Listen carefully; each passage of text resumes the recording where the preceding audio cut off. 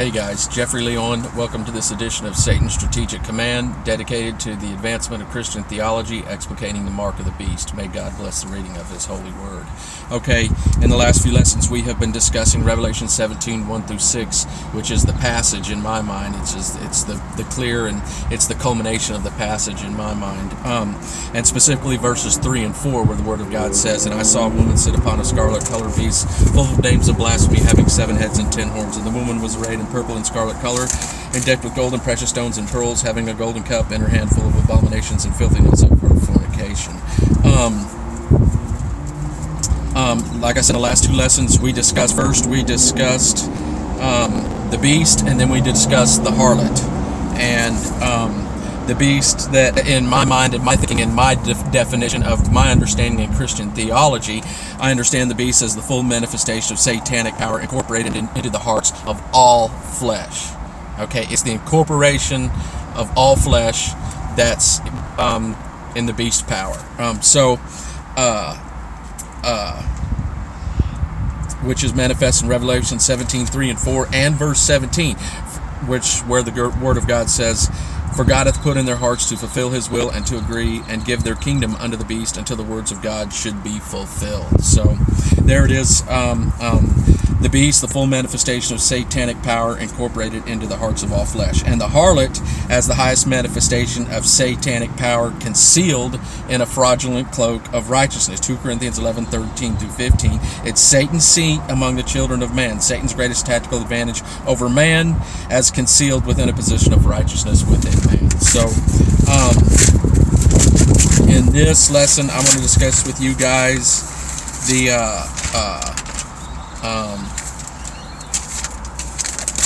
dragon. We're going to discuss the dragon in this lesson, and what we see here is in Revelation 17, 3 and 4. These are very powerful symbols. These are symbols that were given to John on the Isle of Patmos by God. It was a word picture. It was like a cartoon. It was a signification. Revelation chapter 1, verse 1. And God put this picture in his mind because he knew years down the line it would still be very impressible in John's mind, and John could turn around. He could write this image that he had in his mind in a book, and then we today can turn around and read it, and if it's an image is worth 1,000 words, this one is worth millions, and blow this image back up in our mind and receive the truth of God's understanding about this prophetic view and how it applies to end time movements for all men and for all flesh. So Revelation 17, 3 and 4, we see with the beast and the harlot, it's a union. There's a union of satanic power. There's the harlot sitting atop the beast, and it's a symbiotic relationship, right? And I just gave you the definitions to the harlot and to the beast. So the manifestation of this satanic power is explicated, and the symbiosis is further explained in 2 Corinthians 11, 13 through 15. "For such are false apostles, deceitful workers, transforming themselves into the apostles of Christ. And no marvel, for Satan himself is transformed into an angel of light. Therefore it is no great thing if his ministers also be transformed as ministers of righteousness, whose end shall be according to their works." So here we said, as Satan represented as an angel, right? An angel of light, meaning he's a messenger of the gospel. An angel is a messenger. That's a definition of what an angel is. It's a messenger. It brings the communications down from the throne of God to the children of men. And the gospel of Christ is the glorious gospel of Jesus Christ, the light of the world, the light of John 8:12. And it's also, this is explicated in 2 Corinthians chapter 4, verses 6 and 7. "For God, who commanded the light to shine out of the darkness, hath shined in our hearts to give the light of the knowledge of glory of God in the face of Jesus Christ. But we have this treasure in earthen vessels, that the excellency of the power may be of God and not of us." Okay, so here we have this symbiosis here in 2 Corinthians 11, 13 through 15, We have the Satan himself as an angel of light, and we have these false apostles, these deceivers, and these false apostles, these deceivers. 2 Timothy 3:13. Their throat is 2 Timothy 3:13. But even men and seducers shall wax worse and worse, deceiving and being deceived. And this is actually this 2 Timothy 3:13. This is the manifestation of this satanic power growing to fruition. We have Mark 4:26 through 29. The kingdom of heaven is as if a man should cast seed into the ground. But we have this again here for satanic people that worship the devil, and it's in 2 Timothy 3:13, and it says, "Evil men and seducers shall wax worse and worse, deceiving and being deceived." This is this satanic growth that occurs in the hearts, the darkness that is in people's hearts that they cherish because they love the things of evil and not the things of God. So we have these apostles, these false apostles, deceivers, that are also called apostles and ministers of righteousness. And we see another manifestation of this this satanic growth that occurs in the hearts of men is in James chapter 2, verses 13 through 15. Let no man say when he is tempted, I am tempted of God. For God cannot be tempted with evil, neither tempteth he any man. For man is tempted when he is drawn away of his own lust, enticed.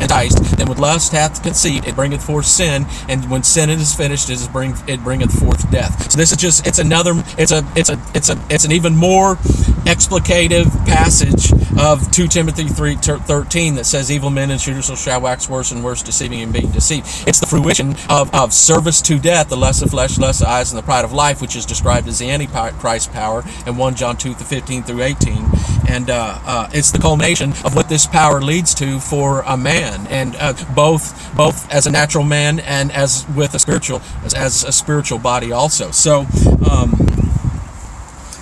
I have here Revelation 13:1 through 4.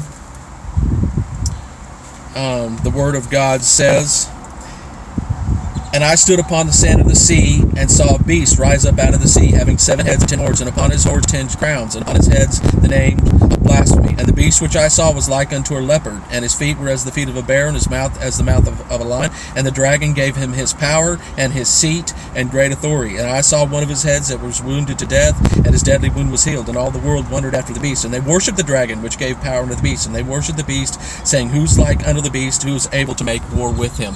This passage makes it absolutely specifically crystal clear that the beast that the harlot is sitting on top of is receiving its power from the dragon. And we know the dragon, as explicated in Revelation chapter 12, verses 7 through 9, is Satan. So this absolutely nails it. This beast that appears in Revelation 17:3 and 4 that the harlot sitting atop of is a satanic power. It's a power that receives its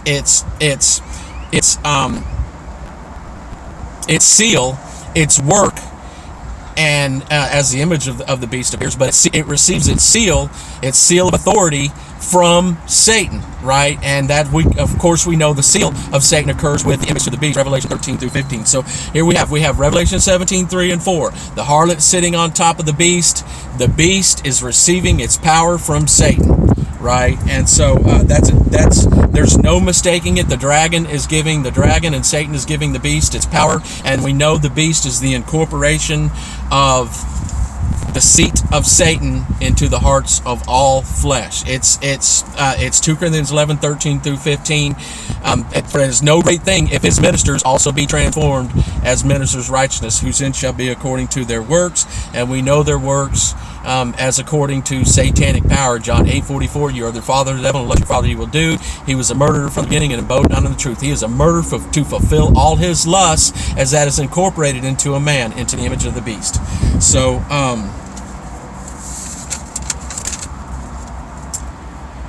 remember, you guys, faith is the substance of things hoped for. It is the evidence of things not seen. Hebrews chapter 11, verses 1. The seed is the word of God, Luke 8:11, and Romans 10:17. Faith cometh by hearing, and hearing by the word of God. The seed of God is planted in the heart, watered with faith, to produce a harvest. Mark 4:26 through 29. The kingdom of heaven is as if a man should cast seed in the ground, and should sleep and rise night and day, and the seed should spring forth and groweth up. He knoweth not how, for the earth bringeth forth fruit of herself. But when the fruit is brought forth, immediately he put in the sickle, because the harvest is come. Men do not understand satanic power. As the dragon gives power to the beast, they are in total confusion. The Bible says, James chapter 3, where envy and strife is, there is confusion in every evil work.